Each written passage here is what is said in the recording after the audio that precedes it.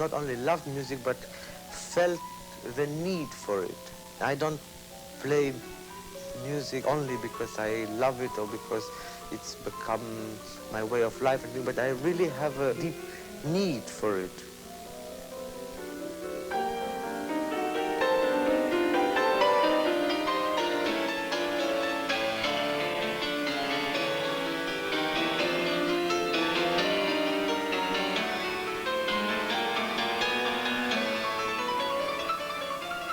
Daniel Barenboim has been a professional musician for 35 of his 44 years. One critic recently wrote, "No other musician is so thoroughly established as pianist and conductor."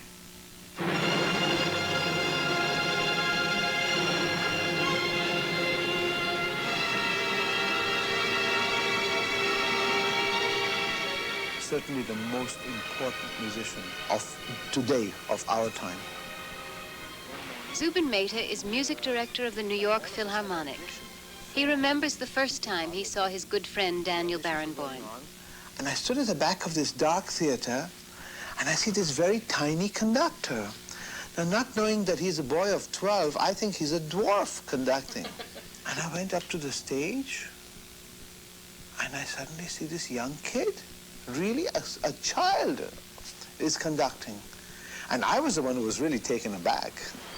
American audiences are just now being taken aback by what musicians worldwide have acknowledged for some time. Daniel Barenboim is perhaps the greatest musical talent of his generation. And he is unique among pianists in that his parents were his only teachers. Well, you know, my parents lived in a very small flat in Buenos Aires, where I was born, and they both taught piano.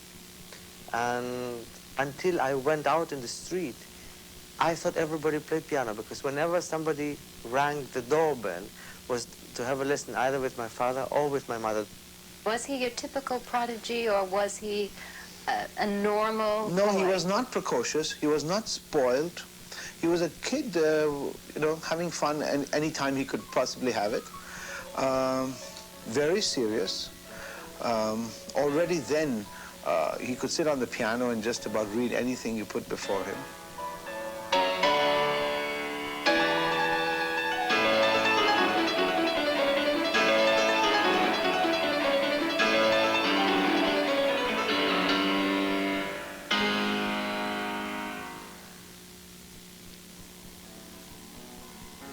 I somehow felt that every child must have also some kind of maybe hidden facility or hidden talent to do something.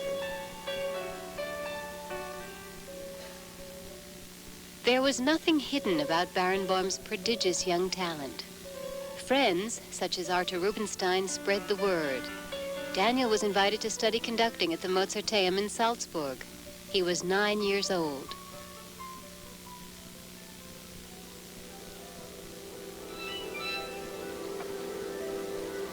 I remember from very early on, I wanted to conduct. I wanted to the sound of the orchestra fascinated me.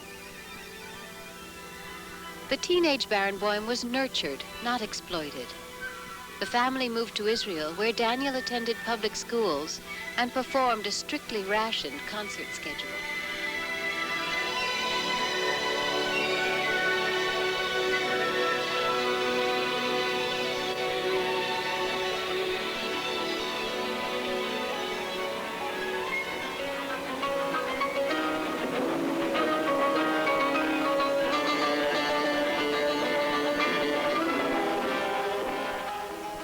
In the 1950s and 60s, Barenboim was soloist and ubiquitous guest conductor with most major orchestras around the world. The career and life seemed charmed and were capped by a storybook marriage to a brilliant and beautiful cello virtuoso, Jacqueline Dupre.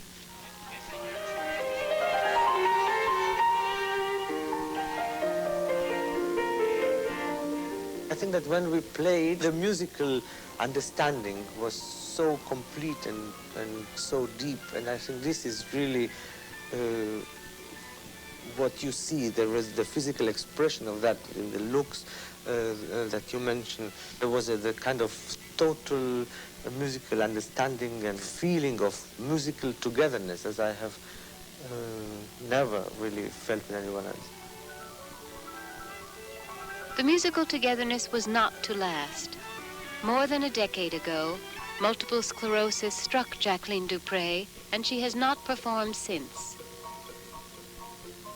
I was so awestruck, if you want, by her talent and her musical capacity. Of course, also made me feel very close to the bones, you know, the fragility of everything, of talent, and of health, of ability to play.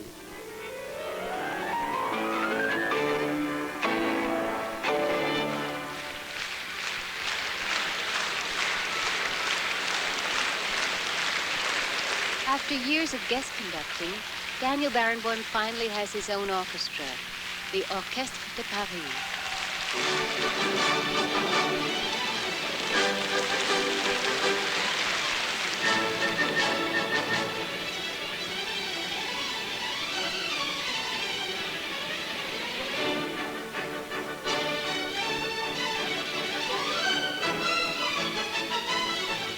Frankly, I did not want a permanent job because I always wanted to continue playing the piano. It was George Sell who really opened my eyes. He said to me something which I will never forget. He said, "You will make better music with your own orchestra, even if it is third class, than with an orchestra that you come as a guest that is first class." The Orchestre de Paris was third class in the eyes of some critics when Barenboim took over. Today it enjoys a first-rate international reputation and the rewards of worldwide performance, as in this Moscow concert.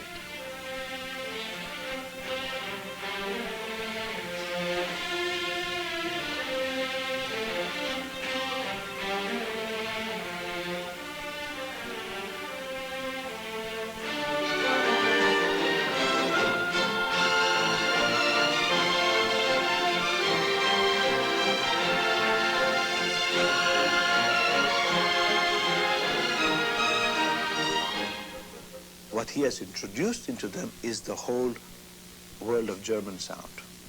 I mean, they really play Bruckner with this deep centered sound, and they play a lot of Wagner with him. He's done Beethoven cycles, etc. So he has made them flexible. Daniel Barenboim is a phenomenon. He is the only world-class pianist who is also a world-class conductor. He has recorded more as soloist and conductor than any living musician. He has performed the complete Beethoven piano sonatas in both New York and Chicago. His repertoires, pianistic, symphonic, and operatic, are astounding and still expanding. And he is a young man.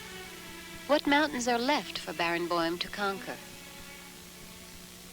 The only mountain that is really important, I think, is